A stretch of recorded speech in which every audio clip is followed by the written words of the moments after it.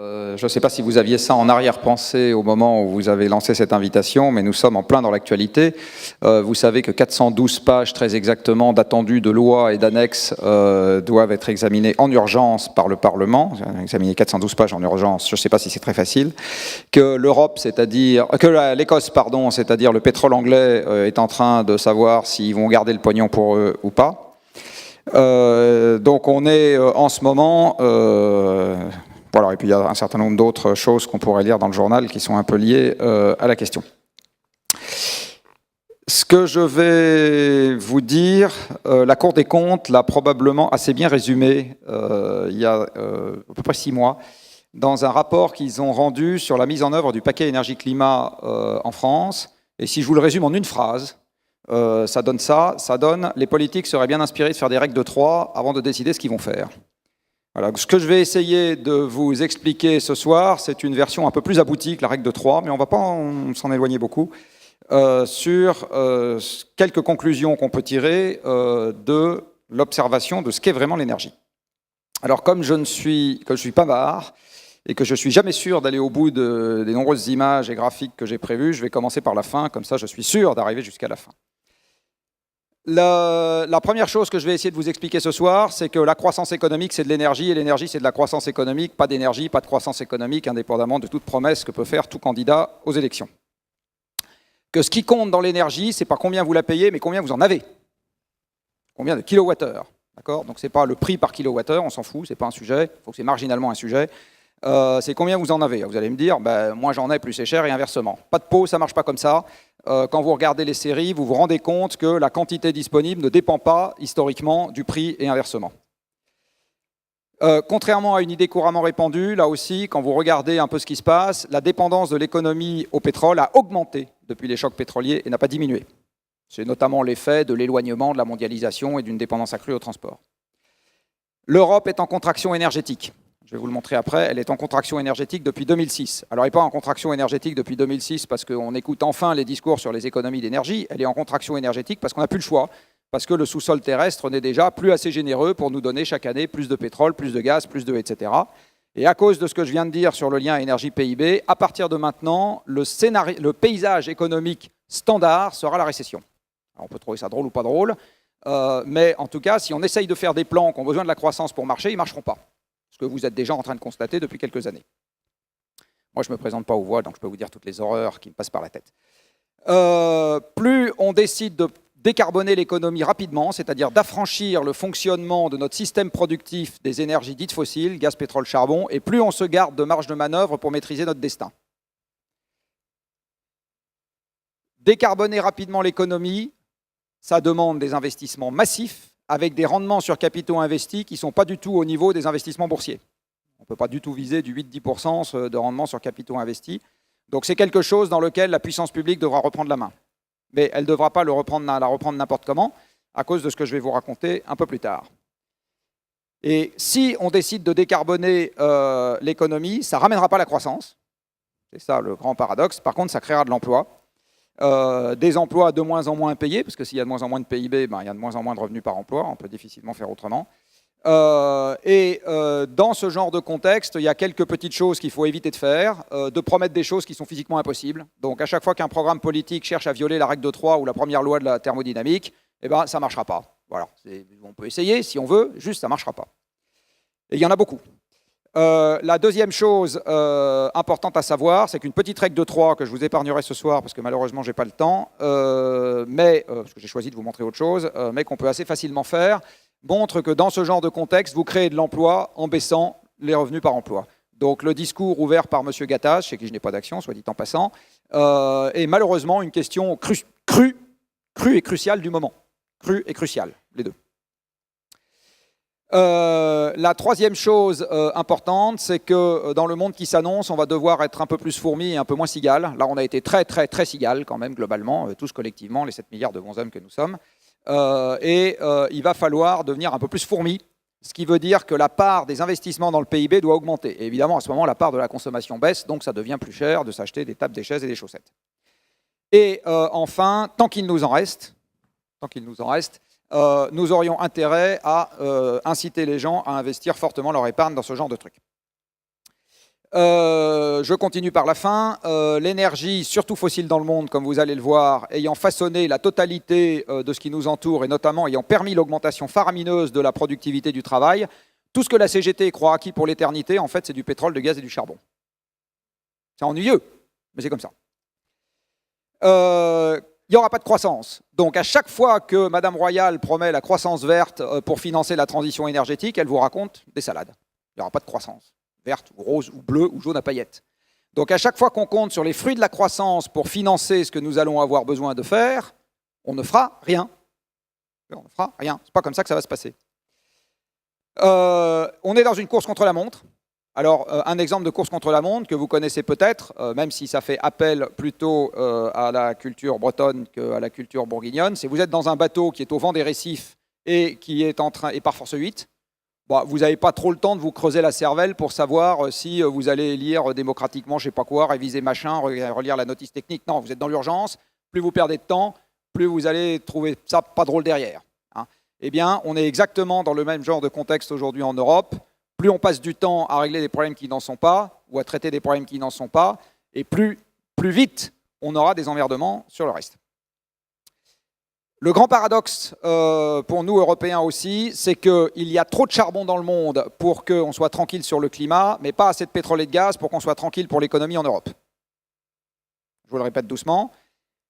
Il n'y a pas assez de pétrole et de gaz pour qu'on soit tranquille pour l'économie en Europe, mais il y a trop de charbon dans le monde pour qu'on soit tranquille pour le climat en se disant il suffit de compter sur la baisse de la consommation d'énergie et puis tout. Non, non, il y en a trop. Et enfin, dernier point, vous le savez très bien, la manière dont vous allouez votre budget quand votre budget augmente chaque année, ce n'est pas la manière dont vous l'allouez quand il diminue chaque année. Donc la hiérarchie des choix dans le monde fini et contraint n'est pas la hiérarchie des choix dans un univers en croissance. On prête à Francis Bouygues cette maxime qui est qu'en période de croissance, il n'y a pas de mauvais manager. Moi, j'ai envie de vous dire, si on transpose ça sur le plan politique, en période de croissance, il n'y a pas de mauvais élus.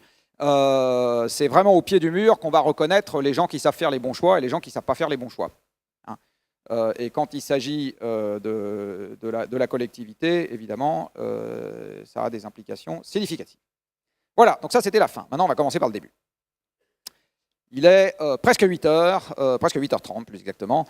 Donc, on aurait pu appeler à la vraie télévision. Vous avez probablement déjà regardé cet homme jovial poser avec gourmandise quelques questions dont la difficulté va croissant. En général, il vous donne 4 choix. D'accord ? Donc, il vous dit est-ce que c'est ceci, est-ce que c'est cela. Alors là, on peut poser la question de manière un peu différente. Je ne vous donne pas les choix à l'avance. Et je vous dis, d'après vous, c'est quoi l'énergie ? Qu'est-ce que c'est l'énergie ? Alors, vous pouvez faire le test autour de vous. Le premier truc qui va venir à l'esprit de tout le monde, c'est ça. C'est ce que je paye. D'accord ? L'énergie, c'est ma facture d'électricité, ma facture de gaz. Et éventuellement, les gens vont vous dire, c'est ma facture de carburant. Ça vient en général après l'électricité et le gaz, ma facture. Il y a des gens, je suis sûr qu'il y en a quelques-uns dans la salle, vous leur dites énergie, alors leur réflexe, c'est crac, économie.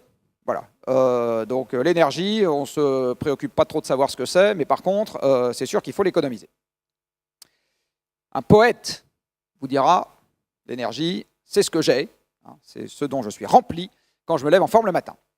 Eh bien, le poète est le plus près de la vérité. Parce que ce que nous dit la physique, et je vais vous le développer après, c'est que l'énergie, c'est par définition ce qui organise le monde. L'énergie, c'est par définition ce qui organise le monde. Donc celui qui est le plus près de la vérité, c'est le poète qui dit l'énergie, c'est ce que je ressens un matin où je suis en forme. L'énergie, c'est ce qui alimente les systèmes. Ça va peut-être rappeler des vieux souvenirs douloureux de classe à certains. Donc, qu'est-ce que l'énergie ? Eh bien, l'énergie, c'est une grandeur physique. Ce n'est pas d'abord des euros, des dollars, des yens ou des roupies. C'est d'abord une grandeur physique. Et cette grandeur physique, les physiciens l'ont mise au point, on va dire, pour être capable de caractériser le changement. Donc, l'énergie, c'est ce qui change le monde qui nous entoure. Et mesurer l'énergie, c'est mesurer combien le monde qui nous entoure change physiquement, dans les faits, en pratique, avec les choses qui se touchent. Alors, un exemple de changement autour de nous, c'est par exemple quand une température change, c'est un changement physique, c'est un truc qui se touche, enfin qui se touche presque, on va dire, et ça demande de l'énergie ou ça en restitue selon les cas de figure. Quand vous changez la vitesse d'un objet, ça c'est un truc, vous voyez bien aussi, la vitesse d'un objet, je ne vais pas dire vous touchez, surtout si la voiture va trop vite, mais vous voyez bien ce que ça veut dire. Eh bien, quand vous changez la vitesse d'un objet, de l'énergie entre en jeu. Quand vous changez la forme d'un objet, vous tordez, vous étirez, etc., vous avez besoin d'énergie. Il y a plein de machines industrielles qui servent à changer la forme des objets. Quand vous changez une composition chimique, vous avez de l'énergie qui entre en jeu, et les fameuses calories dont sont remplis les magazines féminins à partir du 1er mai, et ce jusqu'au 30 septembre, eh bien, c'est vraiment une mesure de l'énergie que les aliments vont apporter à notre corps quand on les mange. Hein, c'est vraiment ça. Donc la composition chimique va changer dans notre estomac et ça fournit de l'énergie. Plus compliqué à énoncer, plus simple dans la vie de tous les jours, vous montez un escalier, vous êtes fatigué, ce faisant, vous avez lutté contre le champ gravitationnel, d'accord ? Votre corps a lutté contre le champ gravitationnel, et ça vous a demandé de l'énergie. Si, à l'opposé, vous sautez du haut de la tour Eiffel, en arrivant en bas de la tour Eiffel, vous restituez de l'énergie, de quoi faire cuire un œuf sur le plat. Quand vous interagissez, quand vous avez une interaction entre un champ, en l'occurrence le champ gravitationnel, et un corps qui interagit avec ce champ, eh bien, vous avez de l'énergie qui entre en jeu. C'est aussi ça qui fait qu'on a des moteurs électriques. Quand une composition atomique change, vous avez de l'énergie qui entre en jeu. Et soit dit en passant, toutes les énergies qu'on utilise sur Terre sont des dérivés plus ou moins lointains de l'énergie nucléaire. Ça, c'est une grosse bombe thermonucléaire, le Soleil. Et à peu près toutes les énergies qu'on utilise sur Terre sont, encore une fois, des dérivés plus ou moins lointains de ce qui se passe dans l'étoile actuellement, le Soleil, ou de ce qui s'est passé dans l'étoile de la génération d'avant. Et enfin, ce qui nous intéresse particulièrement à partir du 1er juillet, quand vous avez de la matière et du rayonnement qui interagissent, vous avez aussi de l'énergie qui entre en jeu, et une application quotidienne de cette affaire que vous utilisez peut-être, c'est le four à micro-ondes. Four à micro-ondes, vous envoyez de l'énergie sur vos aliments avec du rayonnement, et les aliments chauffent. Si vous mettez le chat à la place des aliments, il n'aime pas ça. Donc, compter l'énergie, c'est compter le changement du monde physique. De là, quelques conclusions simples que je vous propose. L'énergie propre, ça n'existe pas. Ça n'existe pas, puisque être propre, comme vous le savez, c'est laisser les toilettes dans l'état dans lequel vous les avez trouvées en entrant, c'est-à-dire n'avoir touché à rien. Or, dès que vous utilisez de l'énergie, par définition, quelque chose a changé. Donc l'énergie propre, foutaise, ça n'existe pas. L'énergie verte, ça n'existe pas plus que l'énergie rose, jaune ou bleue à paillettes. Ce qui existe, en revanche, c'est des énergies, quelles qu'elles soient, qui sont utilisées à des niveaux tels que le changement qu'elles vous apportent a beaucoup plus de valeur que les inconvénients qu'elles créent. Ça existe. Donc c'est une affaire de nombre. On ne peut jamais sortir d'un débat sur l'énergie sans discuter chiffres. Alors ça, évidemment, c'est très désagréable. C'est très désagréable pour plein de gens, parce que d'abord, les chiffres, il faut les connaître. Il faut avoir le temps. Tout le monde n'a pas le temps. Ensuite, les chiffres, c'est compliqué. Donc dans les journaux, on vous donne peu de chiffres. C'est compliqué, il faut les regarder. Malheureusement, le débat sur l'énergie est un débat qui se termine toujours par des chiffres, parce que c'est avant tout un débat de physique. Donc il y aura toujours des chiffres quelque part. Par ailleurs, vous n'avez pas d'économie sans énergie, puisque l'économie, comme vous le savez, c'est transformer. L'économie est une machine qui transforme quelque chose en quelque chose d'autre. J'ai du minerai, j'en fais de l'acier, j'ai de l'acier, j'en fais des fourchettes, j'ai des fourchettes dans l'usine, je les transporte et j'ai des fourchettes sur ma table. C'est encore une transformation, le transport. Donc vous n'avez pas d'économie sans transformation, et donc vous n'avez pas d'économie sans énergie. Et c'est la raison pour laquelle, et je vous le montrerai après avec des chiffres, plus vous injectez d'énergie dans une communauté humaine qui utilise des machines, et plus il vous sort des tas de trucs, et en particulier du PIB. C'est la raison physique.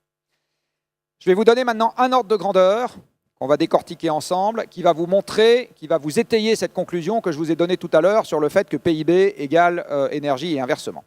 Alors je sais bien qu'en Bourgogne, la hauteur maximale à laquelle on peut aller en se livrant à ce genre d'exercice est limitée, mais ce n'est pas grave, on va imaginer que nous sommes à Chamonix.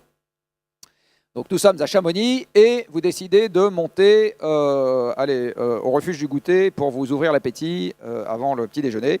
Non, un peu plus haut. Vous décidez de faire 2000 mètres, voilà, histoire de vous ouvrir l'appétit. Alors il va imaginer que vous pesez 80 kg, c'est juste parce que le calcul devient simple. Et que je vous colle 10 kg de sac à dos, voilà, 2000 mètres, vous allez devoir boire quelques gourdes, etc. Donc vous faites 2000 mètres de dénivelé. Question, combien d'énergie est-ce que vous avez restitué, utilisé, mis en œuvre, on va dire, pour faire cet effort? 2000 mètres, c'est pas mal. Qui a déjà fait 2000 mètres dans la journée, dans la salle? 1, 2, c'est bien. Bon, c'est quand même une transpiration sympa. On est quand même un peu fatigué à l'arrivée, quoi, en général. Bon. Vous faites ça. Vos jambes ont fourni un demi-kilowattheure d'énergie mécanique. Ridicule. Totalement ridicule. Un demi-kilowattheure. Se rouler par terre. Demi-kilowattheure. Un demi-kilowattheure. Faites ça un jour sur deux. Vous êtes capable, à la fin de l'année, de fournir 100 kWh d'énergie mécanique. 100. Maintenant, imaginez quelqu'un qui va utiliser non pas ses jambes mais ses bras pour faire un grand trou. Donc vous êtes un mari sympathique, votre femme vous a dit les hortensias, il faut les remplacer par autre chose. Allez hop, 6 mètres cubes de terre à sortir du jardin. 6 mètres cubes de terre, c'est à peu près 15 tonnes. Et bien, si vous remontez 6 mètres cubes de terre de 1 mètre de hauteur, c'est pareil, le même travail contre le champ gravitationnel vous dit que vous avez fourni 0,05 kWh, encore plus ridicule. Donc les énormes biceps de Schwarzenegger, à l'œuvre sur une journée, 0,05 kWh. Totalement ridicule. Et si vous faites ça un jour sur deux, ça fait 10 kWh par an. Maintenant, vous prenez un litre d'essence, dont chacun sait que c'est quelque chose qui vaut monstrueusement cher, scandaleusement cher, faut le baisser, c'est un scandale, etc.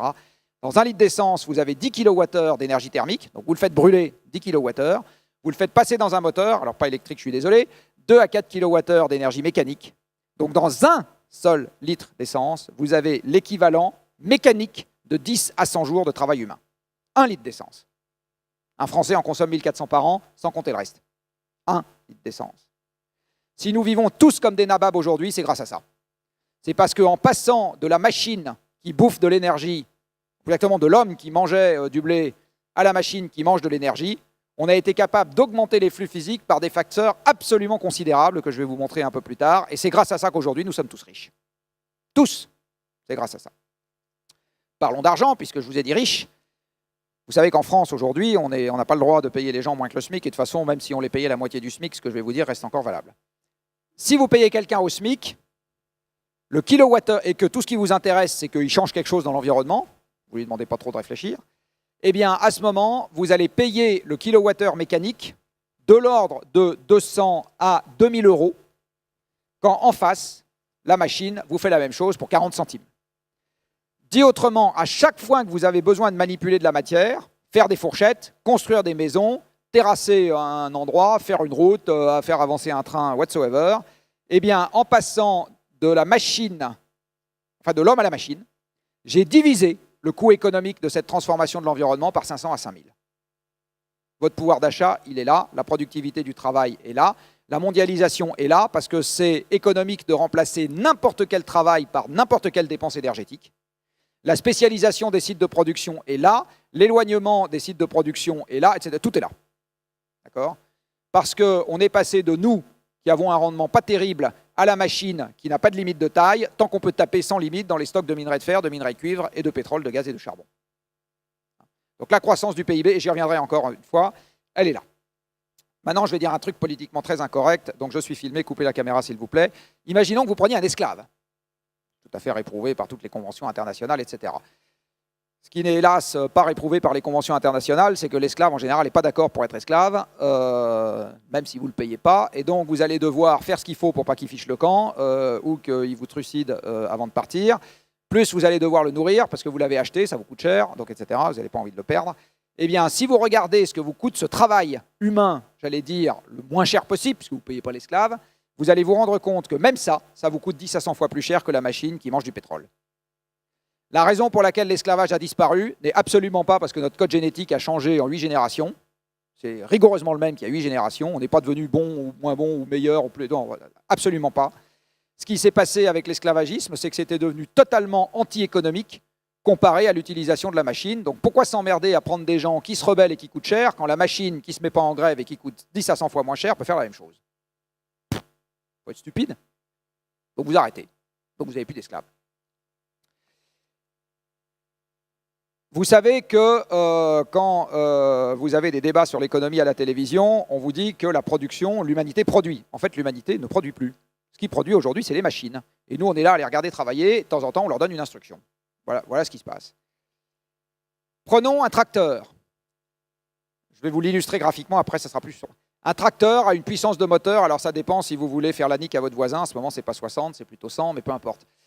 Donc, vous prenez un tracteur, quelques dizaines de kilowatts. Eh bien, ça vous développe la même puissance. Vous connaissez les fameux chevaux, hein, c'était la puissance d'un cheval attelé. Eh bien, ça vous développe en ordre de grandeur la puissance de 100 chevaux ou de 1000 paires de jambes. 600, moi j'ai mis là. Allez. Une voiture, c'est pareil. C'est pas le même prix. Si vous deviez payer 600 personnes à pédaler dans votre voiture, il n'y a pas beaucoup de gens dans cette salle qui auraient les moyens de rouler en voiture. Un engin de chantier, mis en œuvre pour faire les fameux 500 000 logements par an, vous développe la même puissance que 10 000 paires de bras. Donc si on devait revenir au pelle et aux pioches pour faire 500 000 logements par an, je peux vous dire, on oublie tout de suite, on n'en ferait même pas 10 000. Même pas 10 000. Hein, ce n'est pas les hommes qui produisent les logements, c'est les machines. Un camion développe la même puissance que 4000 fois les paires de jambes de son conducteur. D'accord ?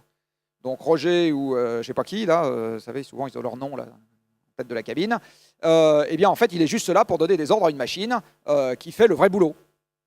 Lui, il est là pour commander la machine. Un TGV, 100 000 paires de jambes.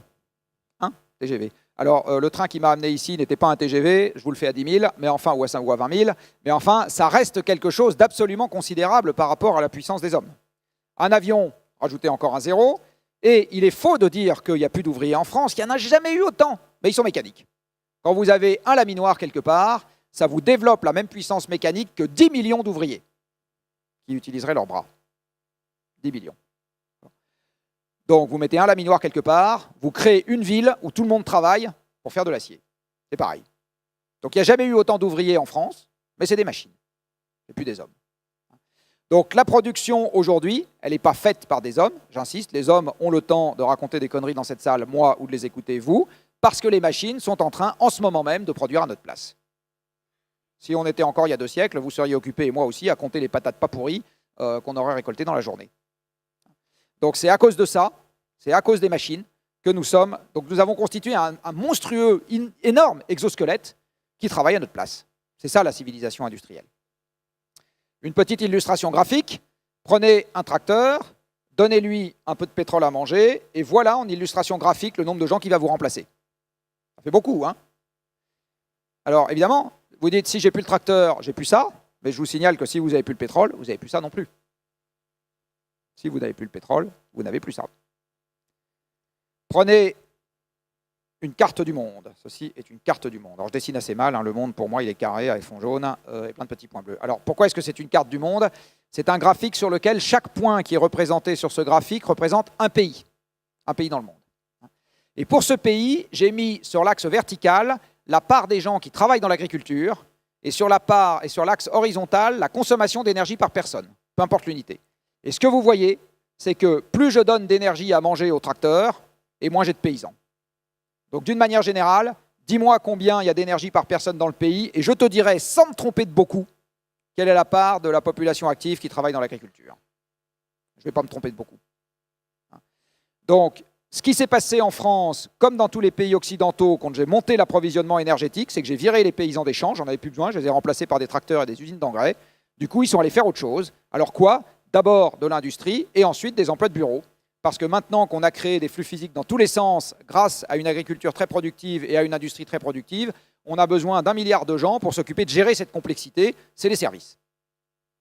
Les services ne font que gérer la complexité d'un monde dans lequel il y a des flux physiques qui se baladent dans tous les sens. Et vous verrez un peu plus tard qu'il n'y a pas plus de services quand il y a moins d'énergie, c'est tout l'inverse. Prenez maintenant un engin de chantier, donnez-lui à manger, là aussi, un peu de pétrole, et il va vous remplacer à peu près ça en termes de personnes qui travaillent. Et à nouveau, si le roi d'Arabie Saoudite se fâche un peu, vous perdez ça. Je vous le disais tout à l'heure, les services, c'est l'aboutissement d'une société qui a remplacé toutes ses fonctions productives physiques par des machines. Et voici un graphique, alors c'est toujours une carte du monde. En abscisse, c'est-à-dire sur l'axe horizontal, vous avez la part des emplois dans les services. Et vous avez tous entendu au moins une fois qu'une économie où il n'y a que des services est une économie dématérialisée. Vous avez probablement tous entendu ça. Plus j'ai de services, plus je dématérialise. Si ça devait être vrai, plus j'ai de services, moins je consomme d'énergie par personne. Parce que si je dématérialise, c'est que je baisse la consommation d'énergie par personne.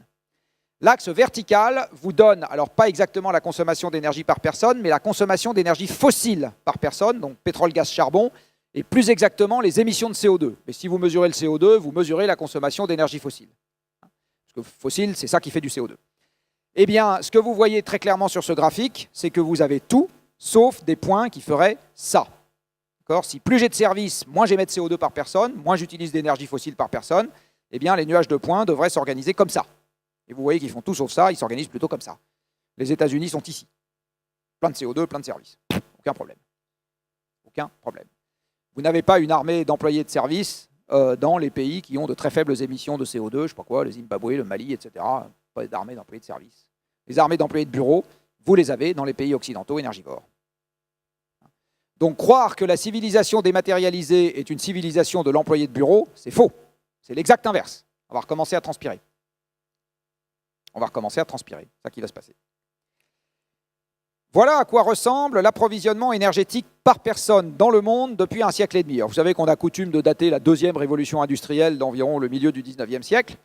Donc ici, ce que vous avez, c'est la quantité d'énergie mobilisée par personne, parce qu'on dit souvent consommée par personne. Mais enfin, les gens dans cette salle ne boivent pas directement du pétrole, vous ne respirez pas directement du gaz, et si vous mettez vos doigts dans une prise électrique, le résultat ne sera pas génial. Donc, vous ne consommez pas de l'énergie. La seule énergie que vous consommez, c'est de la nourriture. En fait, vous avez de l'énergie que vous donnez à consommer à une machine. C'est ça qui se passe. Eh bien, ce que vous avez sur ce graphique, c'est la quantité d'énergie que chaque terrien a en moyenne à sa disposition pour donner à des machines. C'est en kilowattheures par an, kilowattheures ici, et donc là, ça commence en 1860 et ça se termine aujourd'hui, 2013. Alors, ce que vous voyez, c'est qu'il y a un siècle et demi, un terrien dispose chaque année d'à peu près 1500 kilowattheures. 1500. En France, aujourd'hui, j'y viendrai après, on est à peu près à 60 000 par an, donc 1500 à l'époque, et c'est à parité du bois et du charbon, et ils donnent ça à manger à des machines qui soit servent à faire de la chaleur, des poêles, soit servent à faire un peu de mouvement, c'est le début des machines à vapeur, et ces machines à vapeur sont utilisées pour pomper, en particulier dans les régions minières pour assécher les mines, et pour faire avancer des premiers engins type, des premières forges, des premiers engins type train et bateau, etc. Et puis vous voyez qu'avec le temps, la quantité de charbon utilisée par personne augmente, se stabilise et recommence à augmenter. Et ça, c'est par personne. Ce qui veut dire que comme le nombre de personnes augmente, la quantité de charbon utilisée sur Terre n'a jamais décru depuis que nous avons commencé à utiliser du charbon. Jamais, jamais, jamais. Et sur les 10 dernières années, c'est de très loin l'énergie qui augmente le plus vite. Alors pourquoi ça? Aujourd'hui, c'est plus pour se chauffer qu'on utilise le charbon. On donne le charbon à manger à des centrales électriques. Les 2/3 du charbon extrait sur Terre servent à alimenter des centrales électriques. Donc quand on vous dit que la voiture électrique est une voiture propre en moyenne mondiale, c'est un mensonge éhonté, c'est pas vrai du tout. La voiture électrique est une voiture extrêmement sale qui sert à passer du pétrole au charbon.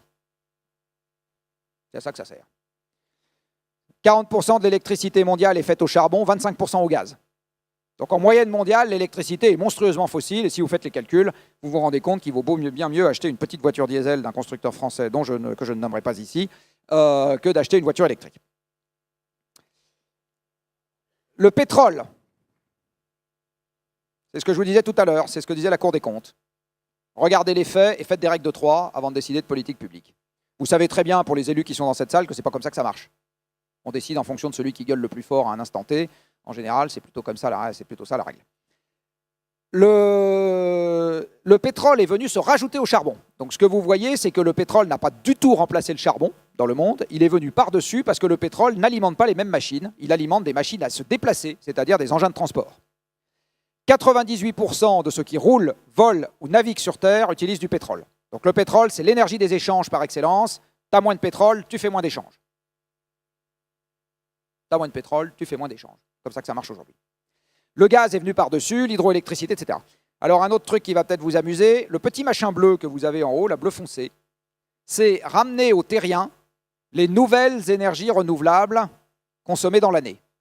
Donc c'est la somme de éolien, photovoltaïque, géothermie, biogaz, marémoteur, hydrolien, enfin tous les machins dont on voit. Voilà. Et vous avez une petite règle qui marche assez bien en ce qui concerne les énergies renouvelables. Vous voyez que les deux principales, c'est le bois que vous avez ici et l'hydroélectricité que vous avez là.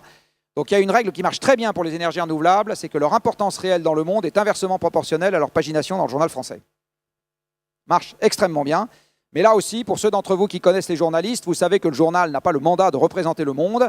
Le journaliste a pour mandat de prendre des communiqués de presse qui arrivent et d'en parler. Donc, la pagination dans le journal est proportionnelle au nombre de communiqués de presse qu'il reçoit et pas du tout proportionnelle à l'importance réelle des faits dans le monde. Rien à voir, les deux sont totalement distincts. Ça fait 10 ans que j'organise un séminaire pour journalistes, je peux vous en parler un petit peu. Ce que vous constatez sur ce graphique également, c'est que la quantité d'énergie mobilisée par terrien pendant plus d'un siècle, sur ce graphique, donc 1860-1974, ça rappellera des souvenirs à certains, augmente tous les ans de 2,5%. Qu'est-ce que ça veut dire physiquement? Ça veut dire que les flux physiques que chaque terrien peut mobiliser à son avantage augmentent tous les ans de 2,5%. Donc tous les ans, je peux faire 2,5% en plus de tables, de chaises, de logements, de voitures, de harnais pour chevaux et encore de Game Boy. Tous les ans. En plus de ça, je vais avoir l'augmentation de ce qu'on appelle l'efficacité énergétique. C'est-à-dire qu'avec une même quantité d'énergie, les ingénieurs font que j'aurai un peu plus. Mais le premier déterminant de l'augmentation en volume et des fameuses 30 glorieuses, que vous voyez ici matérialisées par une croissance particulièrement rapide de l'énergie à disposition de chaque terrien, c'est, et c'est bien dans ce sens-là que ça va, d'abord j'ai plus d'énergie, donc j'ai plus de PIB. C'est pas d'abord j'ai du PIB qui arrive de Mars et donc je consomme plus d'énergie, ce que vous racontent tous les économistes sur les plateaux de télé, c'est pas dans ce sens-là que ça marche, c'est physiquement c'est bien dans l'autre sens.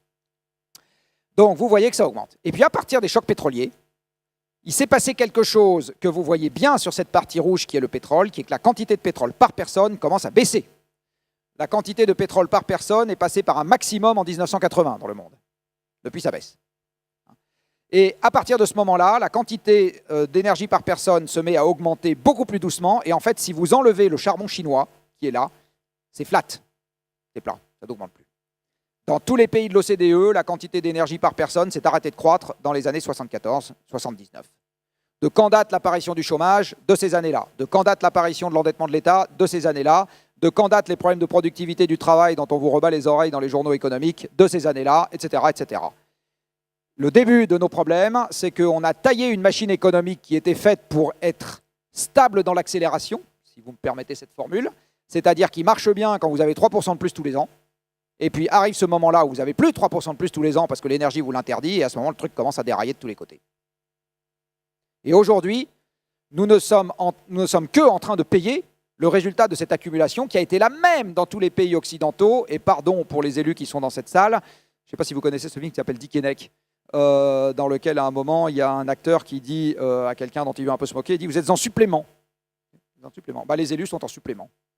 Ils ont eu une influence marginale sur ce qui s'est passé dans les pays occidentaux au cours des 40 dernières années. Quand vous regardez les évolutions de fond, c'est absolument pas ce qu'ils ont décidé, sauf sur un point, et là je vais peut-être en frotter certains, c'est soit l'occupation de l'espace, donc l'urbanisme, mais globalement ils ont eu vachement de mal à résister, et la politique énergétique, le fait d'avoir fait du nucléaire et de l'hydro ou pas de nucléaire et de l'hydro, ça a vraiment changé le mix, enfin les émissions de CO2 et la consommation d'énergie fossile. Le reste, c'est des déterminants de deuxième ordre.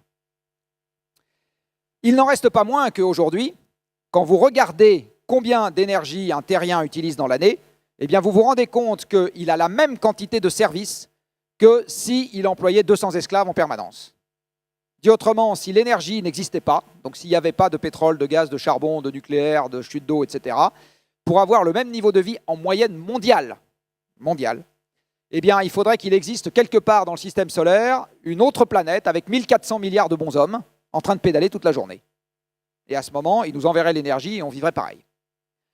En France, on n'est pas à 200, on est à 600. Donc vous vivez tous, et pour autant qu'il y ait des cadres dans cette salle, vous vivez encore mieux que ça même, vous vivez tous comme si vous avez 600 esclaves à votre disposition en permanence. Et quand vous regardez physiquement comment vit le smicard d'aujourd'hui, il vit infiniment mieux que le roi de France il y a 4 siècles. Infiniment mieux. Il vit plus longtemps, il a accès à son médecin qui sait de quoi il retourne, ce qui n'était pas le cas il y a 4 siècles, quand il en a envie. Il a accès à un orchestre symphonique dans sa cuisine s'il en a envie, ça s'appelle une radio. Il a accès au jeu du cirque dans son salon s'il en a envie, ça s'appelle une télé. Il mange pour 10% de ce qu'il gagne, alors que je peux vous dire qu'il y a quelques siècles, les Français mangeaient pour 90% de ce qu'ils gagnaient. Tout ce qu'ils faisaient servait à manger, etc. N'importe quoi de physique. Voilà. Alors, par ailleurs, il n'est pas content, mais ça n'a rien à voir avec le niveau de possession matérielle dans l'absolu. Tout à fait déconnecté. Si vous relisez Tocqueville, il vous expliquera qu'en démocratie, les gens seront perpétuellement insatisfaits de leur sort et que c'était une donnée de ce genre de régime politique. Voilà. Donc penser qu'on commence à se limiter le jour où tout le monde a assez, c'est juste attendre que le problème se règle d'une autre manière. C'est juste ça. Ça n'existe pas, c'est une histoire sans fin. Vous avez sûrement entendu dans le journal que la France est un pays tout nucléaire. Qui n'a jamais entendu ça dans la salle? Ça va, bon, je suis rassuré, vous lisez les mêmes journaux que moi.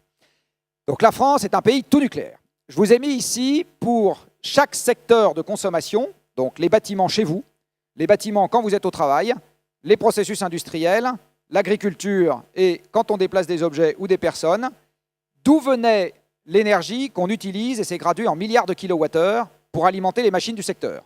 Donc là, les machines du secteur, ici, c'est beaucoup des chaudières. Là, les machines du secteur, ici, font un peu de tout. Là, les machines du secteur servent surtout à déplacer des objets. Et ce que je vais cercler maintenant, c'est tout ce qui vient des énergies fossiles. Je vous pose la question, est-ce que la France est un pays tout nucléaire? Je ne suis pas sûr. Moi, je ne suis pas sûr. Vous savez que quand on parle d'électricité, un truc qu'on aime bien regarder en disant ça, c'est vraiment pas bien, c'est le chauffage électrique. Voilà ce que ça présente dans notre consommation. Bon, très bien, peut-être un petit sujet, mais enfin, c'est quand même pas notre premier problème. Soit dit en passant, il y a un truc aussi que j'ai jamais compris, c'est pourquoi les écolos n'aiment pas le chauffage électrique et ils aiment bien les voitures électriques. Un jour, il faudra m'expliquer ça. J'en reviens à comment est-ce qu'on représente le système une fois que je vous ai expliqué ces quelques petites choses sur le fait que le système est physique avant tout. Nous vivons sur la planète Terre, qui est un système physique. On exploite des ressources sur la planète Terre, qui sont des ressources physiques, tous les minerais qu'on veut, etc. On en fait autre chose. Tout ça est une transformation physique. Donc, il faut de l'énergie. Il n'empêche que quand n'importe quel économiste bon teint est invité sur C'est dans l'air, en ce moment, ils sont peu invités, ils s'intéressent surtout à l'avenir de M. Hollande, mais est invité à C'est dans l'air pour parler d'économie, il va vous parler d'économie de cette manière-là. Et il ne va pas vous parler de physique, la physique est un non-sujet. Il va vous dire, l'économie, il y a deux facteurs de production, vous avez peut-être appris ça à l'école, il y a le capital et le travail. Donc si le PIB patouille et que je ne peux pas payer les retraites, c'est très simple. Il n'y a qu'à augmenter les investissements, il n'y a qu'à augmenter les feignants qui ne se lèvent pas le matin pour travailler, et tout ira bien, et je pourrai payer les retraites. Alors il y a un Yaka de droite, il essaye, il ne marche pas, on met un Yaka de gauche qui essaye, qui ne marche pas, peut-être qu'on en essayera une autre après, ça ne marchera pas mieux, je peux vous le dire. Tout simplement parce que la représentation du système n'est pas la bonne. La représentation du système n'est pas la bonne. La représentation du système, la voici.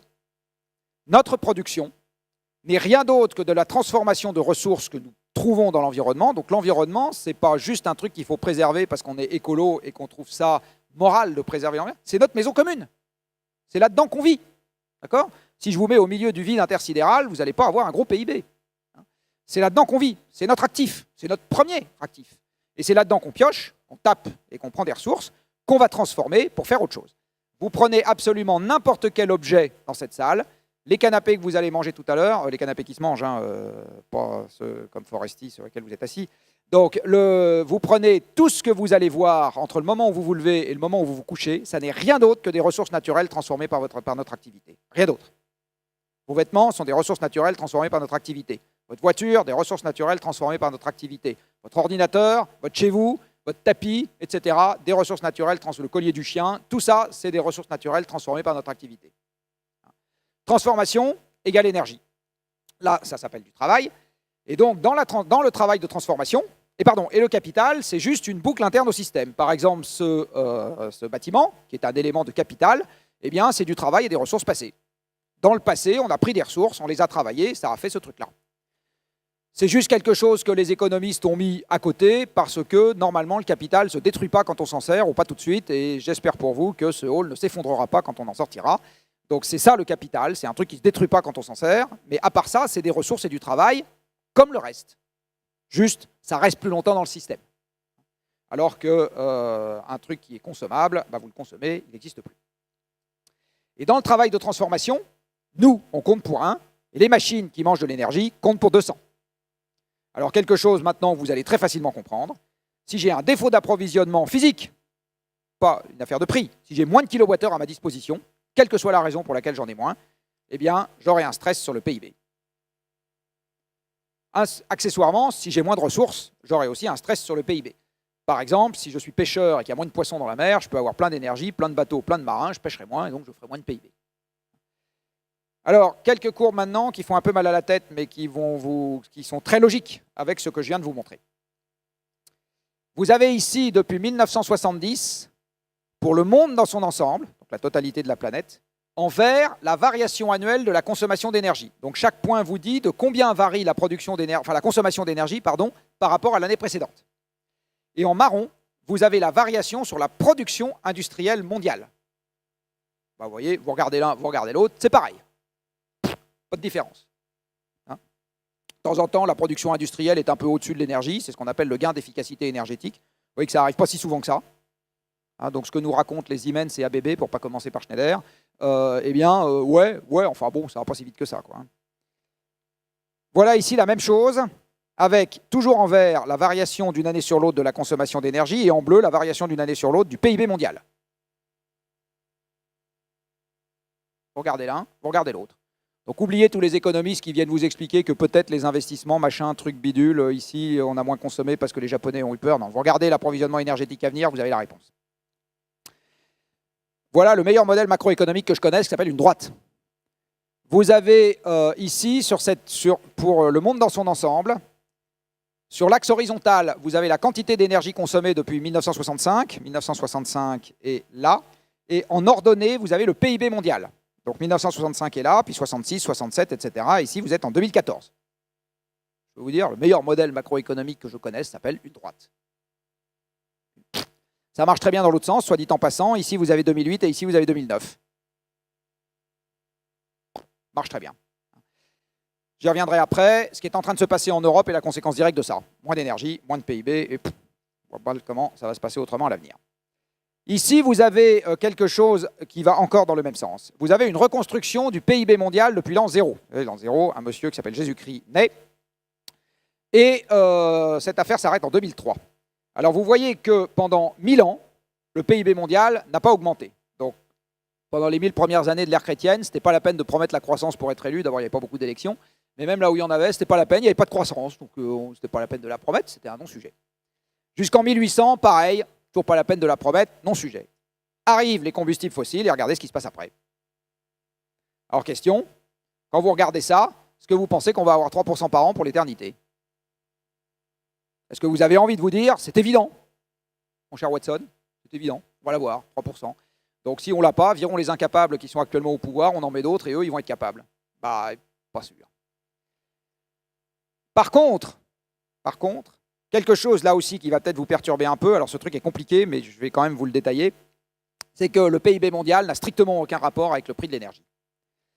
Vous avez ici un graphique qui vous retrace année par année, et ici nous sommes en 1960, et là nous sommes en 2013. En abscisse, j'ai mis le prix du baril pour l'année considérée, et en ordonnée, j'ai mis le PIB mondial. Si le PIB augmente quand le prix de l'énergie baisse, dit autrement, une énergie chère, c'est mauvais pour le PIB, eh bien, les points devraient faire ça. Plus c'est cher, moins j'ai de PIB. D'accord? C'est ça qu'il devrait faire. Vous voyez avoir un truc qui fait globalement comme ça.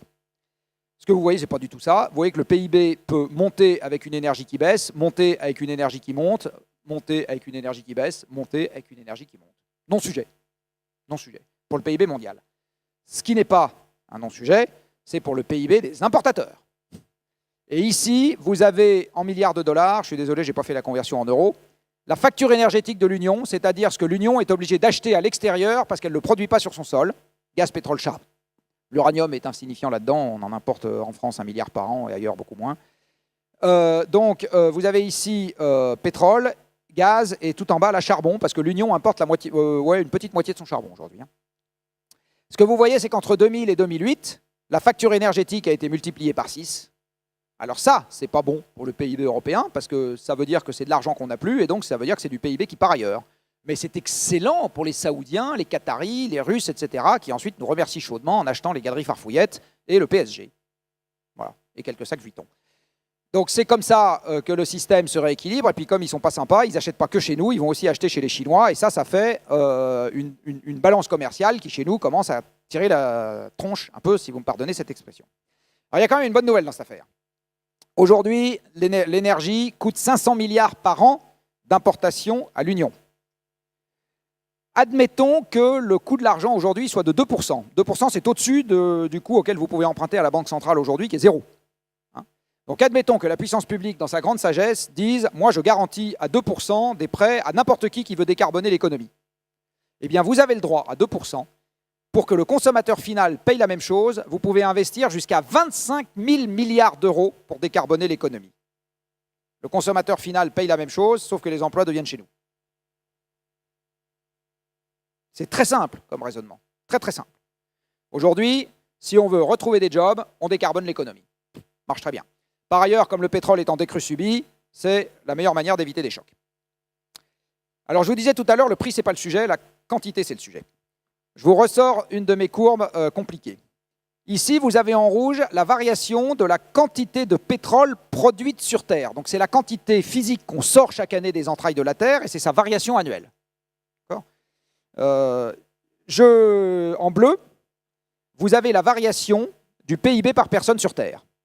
Alors ce que vous voyez, c'est qu'avant les chocs pétroliers, et c'est ça que je vous disais tout à l'heure, l'économie est devenue plus dépendante, avant les chocs pétroliers, économie et pétrole variaient de la même manière.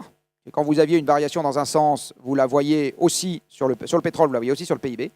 Mais vous voyez qu'il faut des grandes variations sur le pétrole pour faire de petites variations sur le PIB par personne.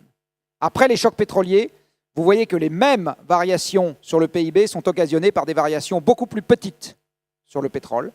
Et non seulement vous voyez ça, mais surtout vous voyez un truc très intéressant, c'est que pour les 2 derniers épisodes que vous avez ici, le pétrole varie avant le PIB.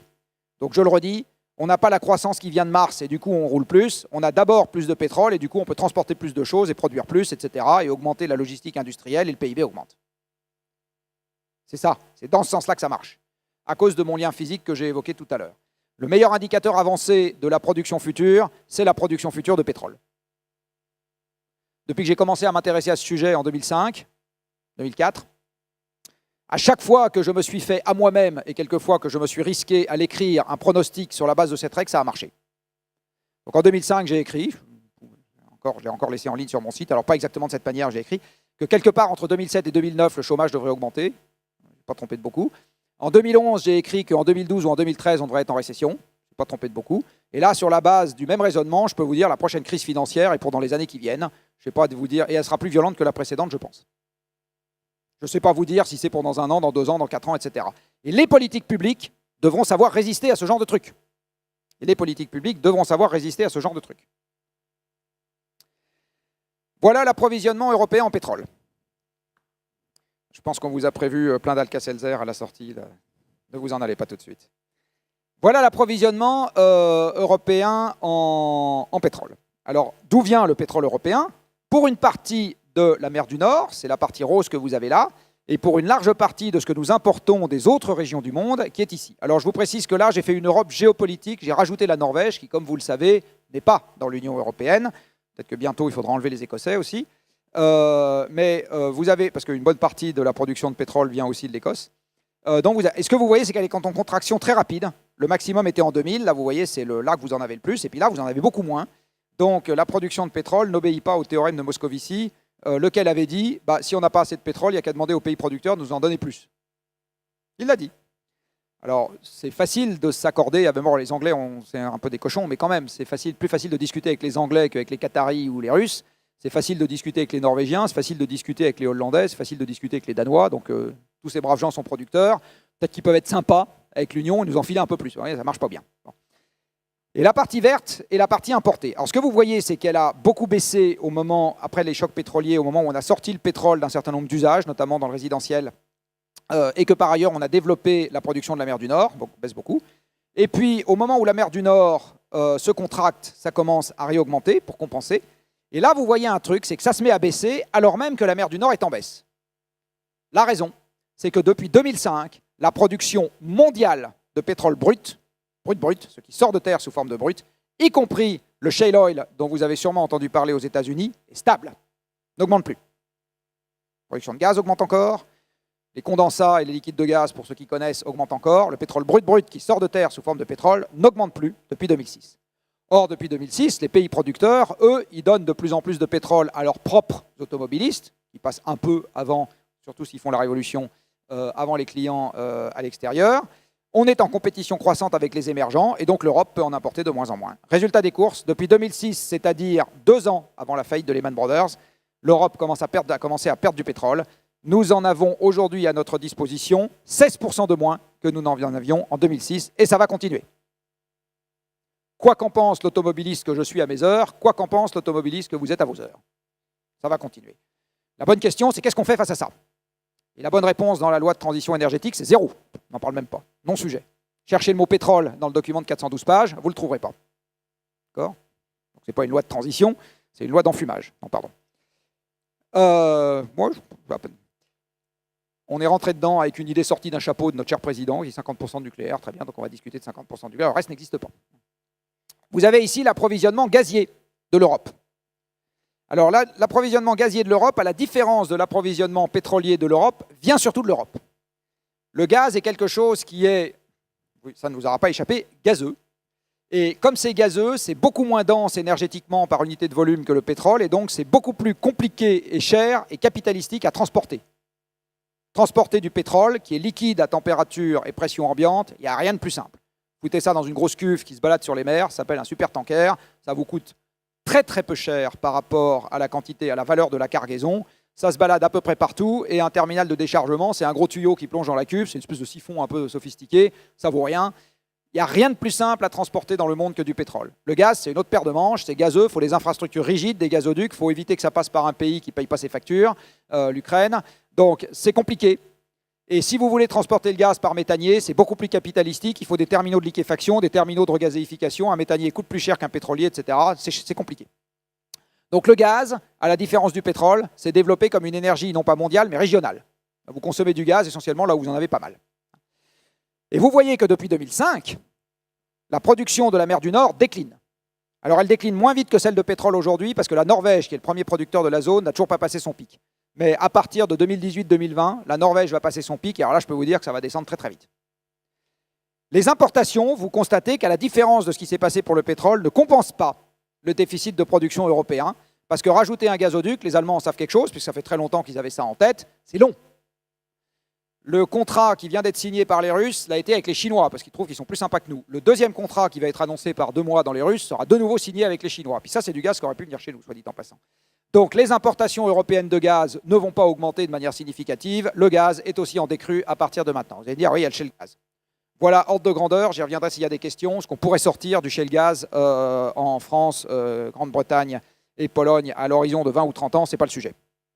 C'est vraiment pas le sujet. Par ailleurs, soit dit en passant, le débat médiatique s'est focalisé sur la fracturation et l'eau utilisée pour la fracturation. Là aussi, j'y reviendrai s'il y a des questions. Malheureusement, c'est les 2 mauvaises questions. C'est le non-sujet, on s'en fout complètement.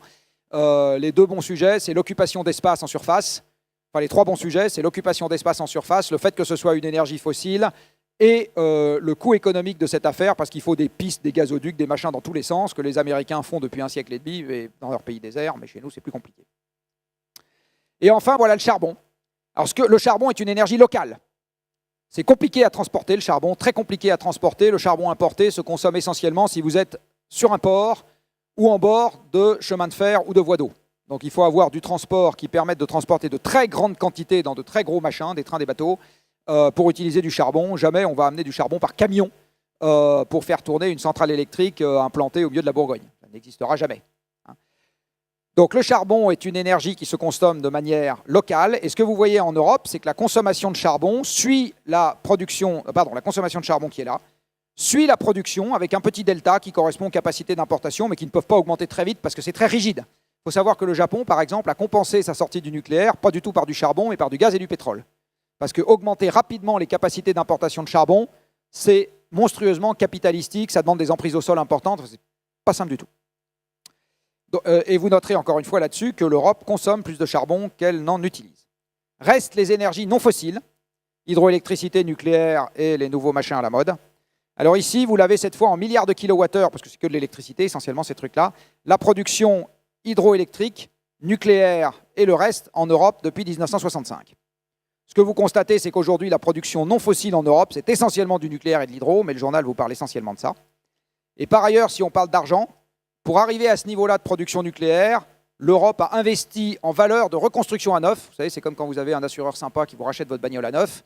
Ce n'est pas ce qu'on l'a vraiment payé, c'est ce que ça coûte de la racheter aujourd'hui. Eh bien, en valeur à neuf, l'Europe a investi à peu près 500 milliards dans son nucléaire. Pour construire ça, elle en a investi à peu près 800 pour des trucs qui vont durer 2 à 3 fois moins longtemps. Et c'est hors effet sur l'intermittence induite. Donc c'est hors capitaux nécessaires pour gérer l'intermittence induite. Si vous, on vous oblige tous à changer vos lave-vaisselle pour avoir des lave-vaisselle qui lavent quand il y a du vent, ça se rajoute à cette facture. Voilà. Voilà maintenant l'approvisionnement énergétique européen. Donc charbon, pétrole, gaz, hydroélectricité, nucléaire, le reste. Vous voyez que ça passe par un maximum en 2006, ici. Donc 1 an avant le maximum du PIB, 2007, 2 ans avant Lehman Brothers, 3 ans avant la grande récession. Je le répète, d'abord l'énergie baisse, ensuite le PIB baisse. C'est bien dans ce sens-là que ça va. De quoi est composé l'approvisionnement européen? comme je vous le disais, de charbon. Le charbon est aujourd'hui, entre guillemets, menacé en termes de sécurité d'approvisionnement par des raisons économiques. C'est très compliqué d'augmenter significativement les flux d'importation, et par des raisons écologiques justifiées de mon point de vue, parce que je vais vous parler très rapidement du changement climatique, qui est que c'est l'énergie la plus intensive en CO2, donc c'est là-dessus qu'on doit logiquement faire des efforts pour s'en débarrasser en premier. Le pétrole est déjà menacé par la géologie, le gaz est déjà menacé par la géologie, le nucléaire est menacé par le fait que les deux premiers parcs nucléaires en Europe, qui sont celui de la France et de l'Allemagne, sont sujets à des souhaits de diminution délibérés pour des raisons qui ne sont pas des raisons factuelles, qui découlent des faits. Ce n'est pas parce que c'est dangereux, quand vous regardez la littérature scientifique, elle vous dit à peu près l'inverse. C'est parce que, voilà, il y a des raisons de ne pas aimer le nucléaire qui ne tiennent pas à ce que racontent les faits. C'est ce que j'appelle l'incompréhension. Il y a un delta entre ce qui se passe quand vous lisez les faits et ce qui se passe quand vous écoutez les débats publics. Et enfin, vous avez une menace sur les nouvelles ENR parce que leur intensité capitalistique est beaucoup trop importante pour qu'on puisse compter sur elles pour se déployer rapidement au surplus dans une économie en récession pour compenser le reste. Ça ne va pas durer. Le reste, c'est déjà en train de ne plus durer. Donc, toutes les sources utilisées par l'Europe sont quelque part en insécurité d'approvisionnement. Toutes. Je vous le rappelle, de quoi s'est occupée la loi de transition? De ça. Et un peu de ça. Donc elle s'est occupée du nappage sur le gâteau. Enfin, s'il n'y a plus de gâteau. Je vous rappelle encore une fois, l'énergie passe par un maximum en 2006. Je vais vous le montrer là, d'accord, 2006. Voilà l'évolution de la production industrielle de la France. 2007. Depuis 2007, moins 10% aux grandes dames de feu M. Montebourg. Vous voyez qu'avant ça montait, après ça baisse. Alors on doit vraiment être des crétins, allons voir comment s'y prennent les autres. Voilà, les Anglais. Avant 2007, ça monte, après ça baisse. À peu près pareil que chez nous. Allons voir les Danois. Vous savez, les Danois sont quand même des mecs sympas, ils sont bons, ils sont etc. Ça monte, ça baisse. À peu près comme chez nous. Allons voir les Suédois. Alors les Suédois, ça monte, ça s'arrête de monter, ça baisse un peu. Ça baisse moins que chez nous, enfin, ça baisse quand même, vous voyez clairement une rupture. Allons voir les Finlandais. Ça monte, ça baisse. Les Allemands, alors là, les Allemands, ah, si nous étions comme les Allemands, enfin, ils sont à zéro, hein. D'accord? Donc ça croissait, ça croît plus. Et pour ça, il faut vendre des bagnoles et des machines-outils partout dans le monde. Il n'y a pas de place pour 250 pays pour faire ça. Et je vous rappelle que, arithmétiquement, tous les pays dans le monde ne peuvent pas être exportateurs nets. Ça ne boucle pas. C'est juste pas possible. Hein. Tout pays dans le monde ne peut pas être exportateur net. S'il y a des exportateurs nets, il y a des importateurs nets ailleurs. Vous ne pouvez pas être à la fois, si vous prêtez de l'argent, vous n'êtes pas à la fois celui qui en doit et celui à qui on en doit. D'un côté ou de l'autre de la barrière. Voilà nos amis espagnols. Eh bien, chez les Espagnols, ça monte jusqu'en 2007 et ça baisse. Voilà nos amis italiens, ça monte jusqu'en 2007 et ça baisse. Et voilà l'Europe, ça monte jusqu'en 2007 et ça baisse. Alors, où tous ces gens-là ont, en même temps que nous, des politiques incapables, tous faits au même moule, c'est possible, pas complètement exclu. Ou bien la raison derrière, si l'évolution de cette courbe ne dépend pas du pays et du régime politique, c'est donc que le pays et le régime politique ne comptent pas. C'est ce qu'on vous a appris dans vos petits exercices de logique à l'école. Si y a une variable, quelle que soit la valeur qu'elle a, le résultat est le même, eh bien c'est que ce qui se passe est indépendant de cette variable. C'est ça, d'accord? Alors voilà les Japonais. Alors les Japonais sont montés plus vite que nous. Depuis 1990, ils sont dans ce qu'on appelle une déflation. Alors, bouge plus. Et ça n'empêche pas que depuis 2007 jusqu'en 2012, parce que je n'avais pas 2013, ça baisse. Dans tous les pays de l'OCDE, il se passe la même chose. La seule exception, c'est l'Allemagne, parce qu'elle est exportatrice nette, notamment vers les émergents. Elle réussit, elle, à le faire. Et l'autre pays exceptionnel, c'est les États-Unis, parce qu'ils ont de nouveau une source d'énergie significative sur leur sol. Et donc, avec le lien énergie-PIB, ça remonte le PIB. Cela étant, les États-Unis, ça remonte leur PIB, mais ça ne remonte pas tous les indicateurs pertinents. Par exemple, le nombre de gens qui ont un emploi dans les Américains âgés de plus de 15 ans, c'était 62% en 2007, c'est 58% aujourd'hui. Le salaire moyen des Américains est aujourd'hui inférieur au salaire moyen en 2007. Donc le PIB est remonté essentiellement à cause de l'inflation des actifs, parce que les actions et les mètres carrés valent plus cher. C'est essentiellement à cause de ça que le PIB est remonté, et mécaniquement, mais ça ne vous fait pas plus de mètres carrés, et ça ne vous fait pas plus de bouffe pour les gens qui ont un salaire. Voilà maintenant quelque chose qui va nous éclairer sur l'avenir. À nouveau, mes courbes de variation. Ici, vous avez en noir la variation d'une année sur l'autre de l'énergie utilisée par l'Union européenne. Donc vous voyez, d'une année sur l'autre, tant que c'est positif, ça veut dire que chaque année, on en utilise plus. Donc dans les années 60, chaque année, on utilise 4 à 5% d'énergie en plus que l'année précédente. Après, ça descend à 3, après, ça descend à 2, après, ça descend à 1, après, ça descend à 0, et maintenant, on est dans le rouge. On est en négatif. Et quand vous regardez cette évolution sur 50 ans, eh bien, vous voyez qu'en gros, la croissance de la consommation énergétique baisse régulièrement au fil des ans, puis elle est devenue nulle, cette croissance, et maintenant, nous sommes en décroissance de la consommation énergétique. Mais c'est ce qui se passe aujourd'hui. Si vous regardez comment ça s'inscrit dans une tendance à l'échelle d'un demi-siècle, ce n'est pas étonnant, d'accord ? Vous ne voyez pas de rupture, vous êtes dans la continuité, avec des variations, mais vous êtes dans la continuité. Donc ça, c'est l'énergie. Et regardez le PIB. Ici, vous avez en bleu, pour l'Union européenne, la croissance annuelle du PIB. Donc vous voyez, dans les années 60, c'était 5%, puis c'est descendu à 4%, puis etc. Mais maintenant, ce n'est pas grand-chose. Et en rouge, vous avez la moyenne sur la période, c'est-à-dire on aurait eu le même PIB à l'arrivée si chaque année, ça avait eu cette valeur. D'accord ?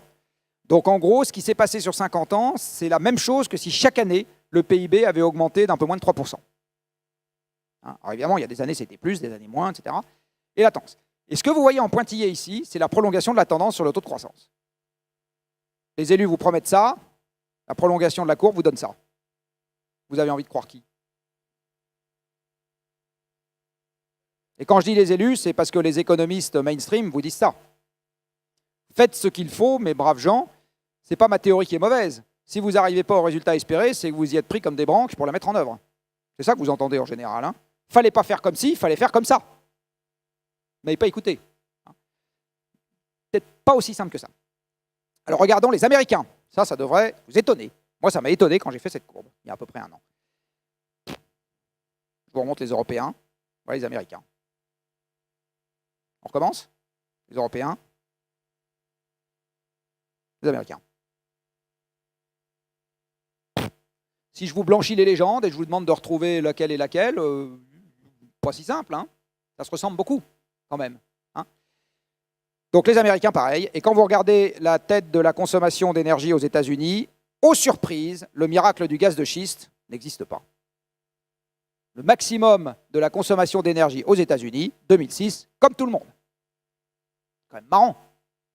C'est quand même, ça a exactement la même gueule. Évolution du taux de croissance aux États-Unis. Alors, vous voyez qu'ils arriveront à 0 plus tard que nous, mais enfin, ils y arriveront quand même.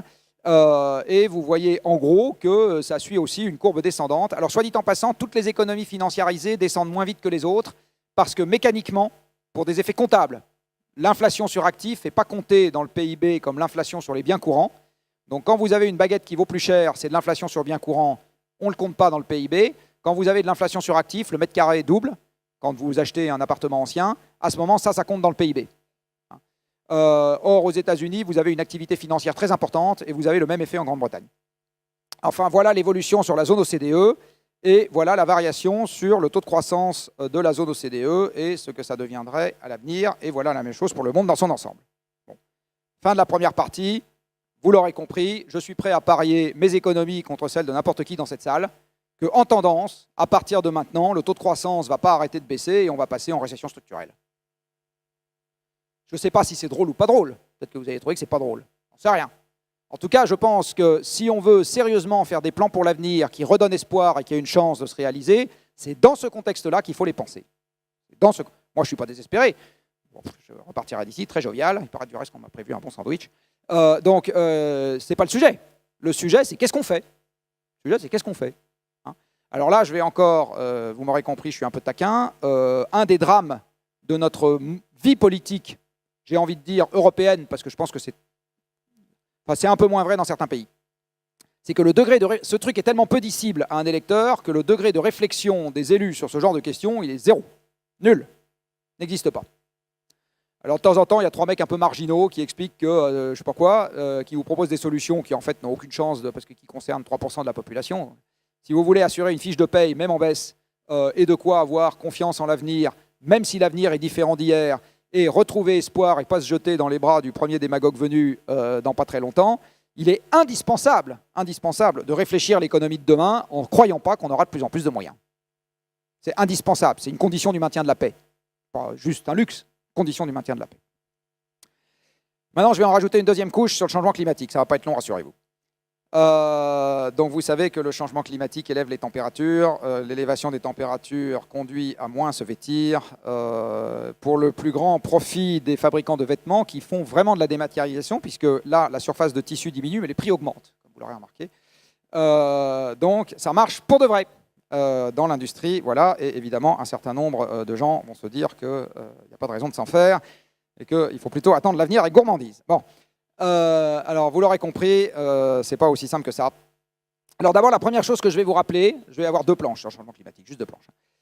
La première chose que je vais vous rappeler, c'est que l'effet de serre, c'est connu depuis très longtemps, et Cocorico, c'est notamment connu grâce aux Français. Un monsieur qui s'appelle Joseph Fourier, je ne sais pas si vous en avez entendu parler, il y a presque 2 siècles. 2 siècles. Ah, je ne savais pas. Moi, je pensais qu'il avait travaillé à Grenoble. Non, il est auxerrois, voilà. Vraiment encore plus remarquable dans cette salle.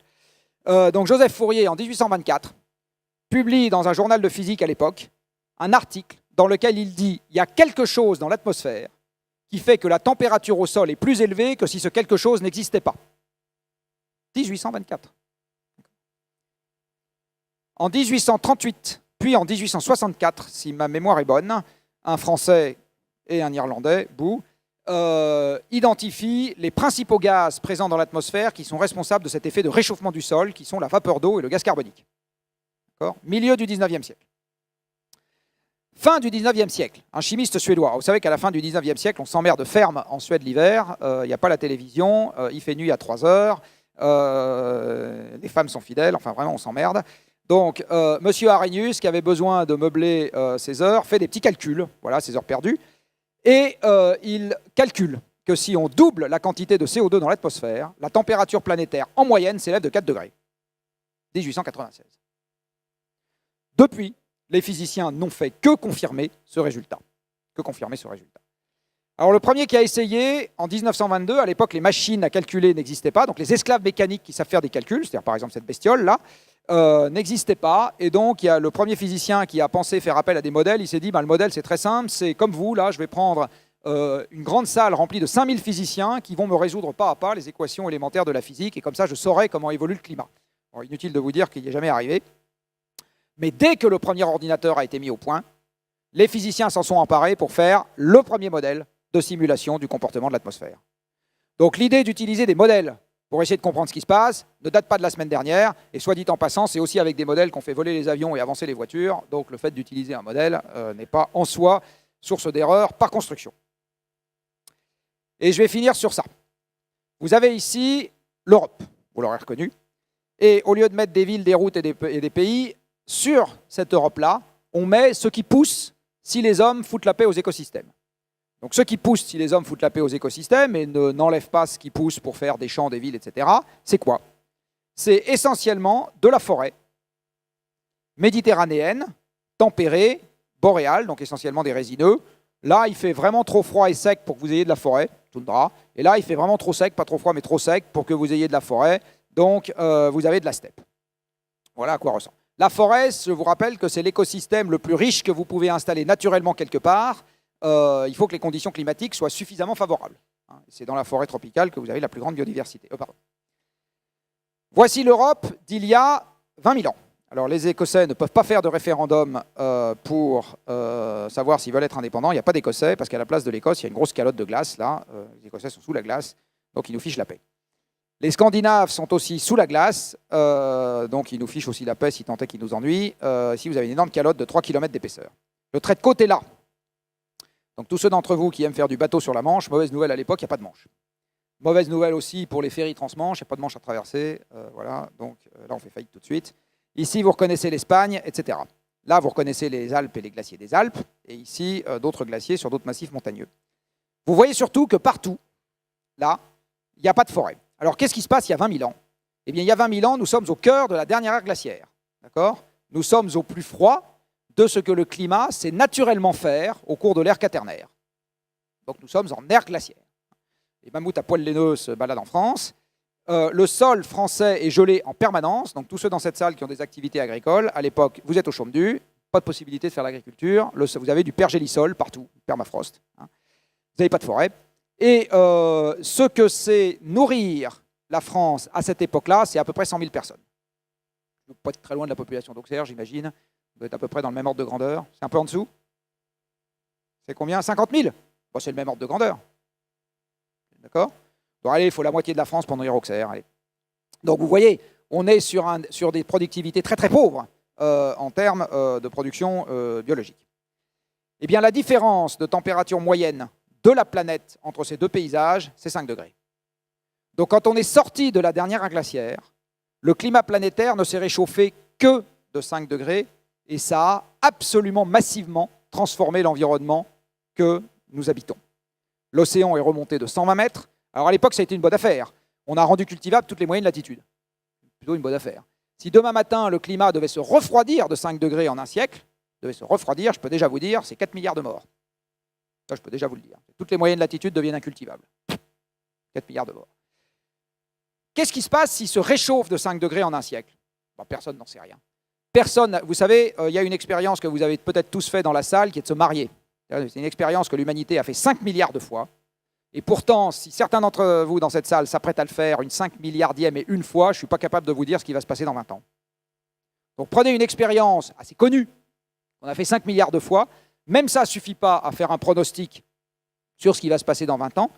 Alors, je peux vous dire que sur l'impact d'un changement climatique de cette ampleur sur une humanité sédentaire de 7 milliards de bonshommes qui ont pris des tas d'habitudes là où ils sont, qui ont construit des infrastructures là où ils sont, etc., et qui ne peuvent évidemment pas déménager comme nos ancêtres l'ont fait il y a 20 000 ans en allant foutre leur grotte ailleurs, eh bien, je ne suis pas capable de vous le dire dans le détail. Je suis profondément convaincu d'une seule chose, c'est que si on joue à ce jeu-là, ça sera la guerre partout. La compétition pour les ressources restantes deviendra tellement féroce que les systèmes imploseront dans tous les sens. Dans tous les sens. Alors, je n'aurai pas le temps aujourd'hui, malheureusement, parce que la SNCF ne va pas le tolérer. Mais si j'avais eu un peu de temps, ça sera dans mon prochain bouquin, si je trouve le temps de l'écrire. Voilà, je vous le dis. Je vous aurais expliqué comment les printemps arabes sont déjà une conséquence, pour moi, de la tenaille énergie-climat. C'est directement relié dans ma vie. Alors, face à ça, qu'est-ce qu'on peut faire? Je vais vous en donner les grandes lignes. Donc, je suis dictateur demain matin. Qu'est-ce que je fais? Vous l'aurez compris, tout procède de l'énergie. Donc, en s'attaquant à l'énergie, on va nécessairement traiter de tout. Donc ça, c'est un premier avantage. Si mon plan économique, c'est je décarbone l'économie, ben, par construction, je touche à tout. Donc, je n'ai pas besoin de dire ce que je fais à côté.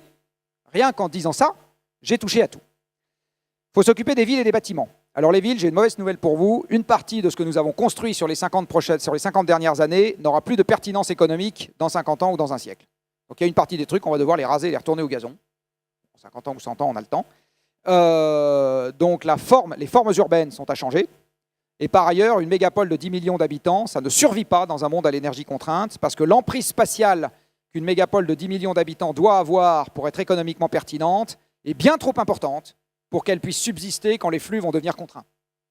On ne peut plus nourrir, on ne peut plus évacuer, on ne peut plus amener sortir, amener les objets que les gens... Enfin, on ne peut plus fabriquer en même quantité les objets que les gens ont besoin d'acheter en ville, alors qu'à la campagne, on peut éventuellement les avoir pour moins cher, etc., etc. Donc les mégapoles, c'est une création de l'énergie abondante, ça ne survivra pas à l'énergie en raréfaction, ou sous forme de bidonville. Ça sera l'un ou l'autre. Du reste, c'est déjà ce qu'on voit aujourd'hui, les zones de déshérence, où est-ce qu'elles apparaissent dans les pays occidentaux? Dans les banlieues des grandes villes. Hein, c'est là qu'elles apparaissent. Par ailleurs, les bâtiments qu'on garde, il faut les isoler, et il faut les isoler significativement. Donc en gros, il faut diviser la consommation par 2.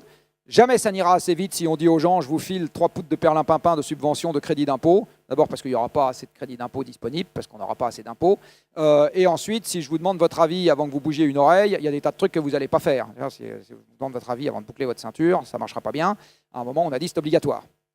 Et bien là, il faudra faire exactement pareil, mais dans l'intérêt bien compris de tout le monde, il faudra dire rénover les bâtiments qu'on garde, c'est obligatoire, il faut le faire intelligemment. Par exemple, quand les gens s'en vont, quand les gens arrivent, quand on change de locataire, etc., quand on ravale. Donc il y a des manières intelligentes de le faire, mais il faut se mettre ça comme objectif.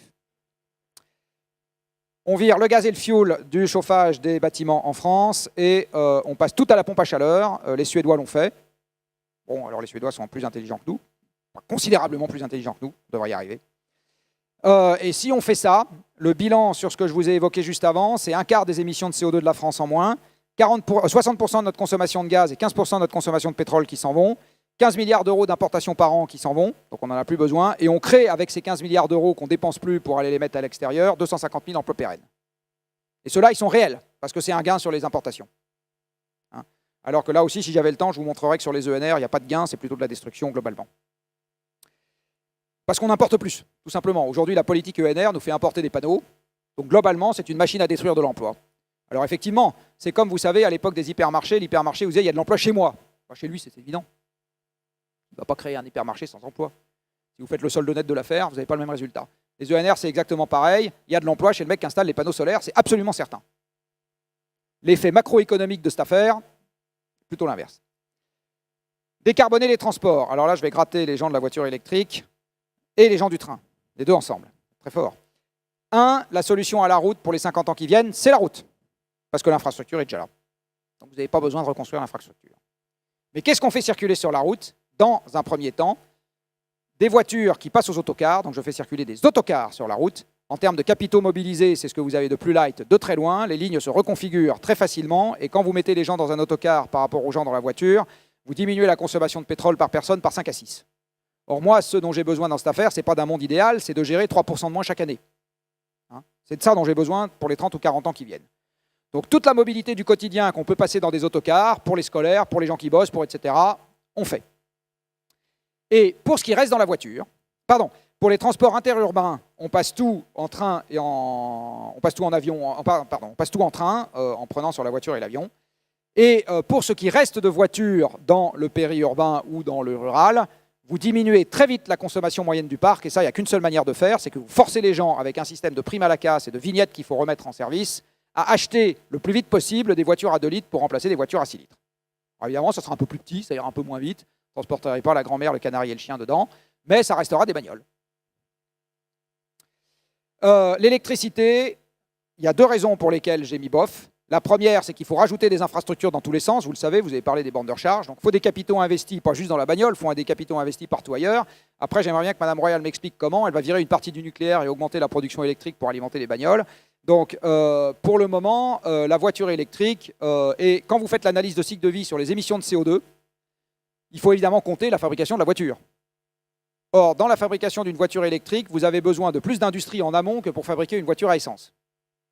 Et quand vous réintégrez ça dans la vie complète de la voiture, pour qu'une voiture électrique, avec l'électricité française, très pauvre en CO2, fasse jeu égal avec une petite voiture à diesel, il faut attendre presque 100 000 km.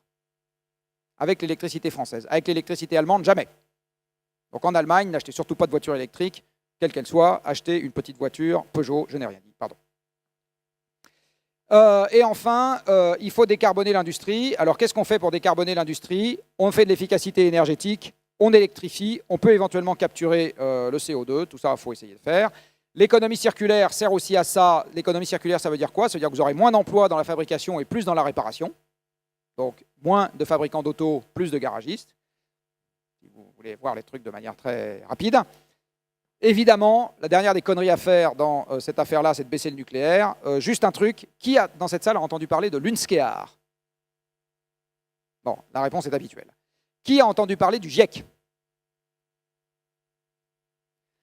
Le GIEC a été créé en 1988 par les Nations Unies pour faire une synthèse des travaux scientifiques effectués sur l'impact de l'homme sur le climat. Donc, 1988, synthèse des travaux scientifiques. Donc je prends tout ce qui se publie dans les revues scientifiques et je vous dis, voilà, c'est ça qui se publie dans les revues scientifiques. Exactement ça qu'il faut. L'UNSCEAR est une commission onusienne, comme le GIEC, créée en 1955, 30 ans avant le GIEC, et dont le mandat est de faire une synthèse de ce qui se publie dans la littérature scientifique sur les effets des rayonnements ionisants, la radioactivité, sur l'homme. Vous en avez entendu parler? Jamais. Jamais. L'UNSCEAR vient de rendre un rapport sur Fukushima. Que dit l'UNSCEAR sur Fukushima? Que la quantité de radioactivité relâchée dans l'environnement est un non-sujet pour les populations humaines et pour l'environnement. C'est ce que vous disent les gens qui ont publié des articles dans des revues scientifiques à comité de lecture. Ouais, c'est ça qu'ils vous disent. Les doses rejetées dans l'environnement sont beaucoup trop basses pour que ça ait pu avoir des effets discernables à la fois sur les habitants. C'est pas ce que vous dit le journaliste, mais je vous ai dit tout à l'heure que le critère de choix du journaliste n'est pas la réalité des faits. Pas plus dans le nucléaire qu'ailleurs. C'est pas ça son critère de choix, c'est autre chose. Donc, la dangerosité du nucléaire, en France, ne procède pas de l'observation des faits, elle procède de notre esprit de Gaulois, qui fait qu'en Gaule, le petit qui gueule contre le gros a toujours raison. Toujours. Donc l'antinucléaire qui gueule contre EDF a raison, fermez le banc. Donc si vous avez une émission sur le nucléaire à France Inter, on va vous inviter les 3 ONG antinucléaires de rigueur, éventuellement un mec perdu dans un coin, dans mon genre, s'il est disponible, parce qu'en général, quand on prévient la veille pour le lendemain, c'est plus compliqué, et point. D'accord? Donc c'est comme ça que ça se passe, et donc on va vous rebâcher les oreilles, et vous savez que l'enseignement est un long rabâchage, avec le fait que c'est une horreur, mais ce n'est pas une horreur, c'est juste le reflet du jeu médiatique. C'est ça, la réalité. Après Fukushima, et j'en finirai par ça, parce que le système médiatique en Grande-Bretagne fonctionne de manière complètement différente, l'acceptation publique pour le nucléaire en Grande-Bretagne a augmenté, n'a pas baissé, a augmenté. Et enfin, il faut décarboner l'agriculture. Alors ça aussi, ça concerne un certain nombre de gens dans cette salle. C'est quoi décarboner l'agriculture? C'est pas tellement remplacer le pétrole des tracteurs. C'est que l'agriculture aujourd'hui, on l'a conçue comme une activité extrêmement spécialisée par zone géographique. Et ça ne fonctionne que si vous mettez des camions dans tous les sens pour faire la connexion entre zones. Donc à ce moment, je peux faire toutes les betteraves ici, tout le blé là, tous les cochons encore là, et nourrir encore des gens qui sont ailleurs. Dans un monde dans lequel tous ces transports ne sont plus aussi facilement disponibles, et je vous rappelle qu'en France, 1 camion sur 3 transporte un truc qui se mange, eh bien, cette spécialisation agricole ne tient plus, marche plus. Les gens d'Auxerre ne vont pas manger du blé cru, même de la bouillie de blé tous les jours. Non, ils ont envie de bouffer du poulet, même s'ils mangent un peu moins de bœuf, ils ont quand même envie de manger du poulet. Donc, on va devoir revenir à quelque chose qui ressemble un peu plus à de la polyculture élevage un peu partout, avant même de parler d'agriculture bio. Le sujet central vis-à-vis de la question énergétique, c'est le sujet de la résilience du système dans un monde dans lequel les flux sont plus contraints. C'est ça, décarboner l'agriculture. Voilà. Qu'est-ce que ça va également changer sur la structure de l'emploi? Plus de travaux manuels, moins de gens qui peuvent toujours faire leur boulot avec les 2 jambes et le bras gauche en moins, ce qui est mon cas. Voilà. Moi, enfin, là, je suis debout, mais je pourrais faire le même boulot. Tant que je peux taper avec une main sur un clavier d'ordinateur, moi, je peux faire mon travail. Hein. Eh bien, ce genre de travail, il y en aura de moins en moins avec le temps qui va passer, et de plus de gens vont avoir aussi besoin un peu de temps en temps de transpirer avec leurs 2 bras, leurs 2 jambes. Soit dit en passant, ça plaide aussi pour le fait qu'on développe l'apprentissage et qu'on arrête de promettre 4 ans d'études universitaires à tout le monde pour au final se retrouver au chaume du, surtout dans les études non techniques. Donc tous les gens qui partent en socio, psycho, anglais, machin, je sais pas quoi, aujourd'hui, ils vont direct au chômage pour une fraction croissante, tout simplement parce que ça ne correspond pas au genre de choses dont on va avoir besoin dans un monde à l'énergie en contraction. Il va falloir, ça c'est le pendant de ce que je vous ai dit tout à l'heure, ramener de la valeur ajoutée au plus près des ressources. Et dans le monde agricole, ça veut notamment dire capter une fraction croissante de la valeur ajoutée près de là où la ressource est produite. Donc au cul du champ de blé, il faudra mettre un élevage de poulets, et au cul de l'élevage de poulets, mettre 3 personnes qui font des pâtés en conserve. C'est ça que ça veut dire, en gros. Ça veut aussi dire que les circuits courts participent de cette logique. Hein, si au lieu d'acheter des machins qu'on fait le tour de la planète, vous achetez des tomates au type du coin, c'est pareil, ça participe de cet équilibre. Ça veut dire que les unités productives du système industriel vont devoir devenir plus petites et plus polyvalentes pour être chacune plus autosuffisante, entre guillemets, dans un rayon de chalandise plus court. Hein, c'est ça l'avenir. Ce qui va, soit dit en passant, avec plus de réparation, parce que la réparation, c'est une zone de chalandise courte. Hein, vous avez tous un garagiste à 10 ou 20 bornes de chez vous. Hein, ça, c'est une zone de chalandise courte. L'organisation industrielle va devoir être repensée avec moins de transports intermédiaires. Ce que je vous ai dit tout à l'heure, notre monde a été construit en 1 siècle et demi sur la base d'une énergie disponible en quantité croissante. Il faut le reconstruire pour que ça tourne toujours avec une énergie qui est en quantité décroissante. Reconstruire, ça veut dire investissement. Ça veut dire qu'on doit plus travailler pour faire des investissements et moins travailler pour faire de la conso. On va devoir devenir plus fourmi et moins cigale. Ça ira de pair avec ce que je vous ai dit tout à l'heure, que le pouvoir d'achat baissera, puisque une part décroissante du travail sera consacrée à faire des objets de consommation courante, et bien leur prix, en toutes choses égales par ailleurs, montera. Hein, ça deviendra plus difficile, il faudra travailler plus longtemps. Donc ça sera un peu moins facile de s'acheter des petites cuillères et des écrans dernier cri. Bon, je ne sais pas si c'est la mort. Ça sera un peu la mort avec les ados, mais voilà. L'Europe doit être repensée dans ce monde-là, parce que l'Europe peut être pensée essentiellement comme un marché dans un monde infini. Ça marche très bien, le reste, ça a marché très bien. Dans le monde fini, l'Europe ne peut pas être pensée comme un marché, juste comme un marché, parce que le marché ne sait pas de lui-même trouver la sagesse à 40 ans. S'il y a des industriels dans cette salle, personne dans cette salle n'investit sur la base d'une spéculation sur le prix de marché dans 20 ans. Personne. Personne. Quand vous le faites, c'est qu'au fond de vous-même, en fait, vous pensez savoir ce que sera le prix de marché. Sinon, vous ne le faites pas. Donc, plus je fous du marché partout, plus je mets du brouillard partout. Donc, un peu de marché, aucun problème. Le marché pour la tomate du producteur du coin au marché du coin, aucun problème. Je suis un grand libéral de ce point de vue.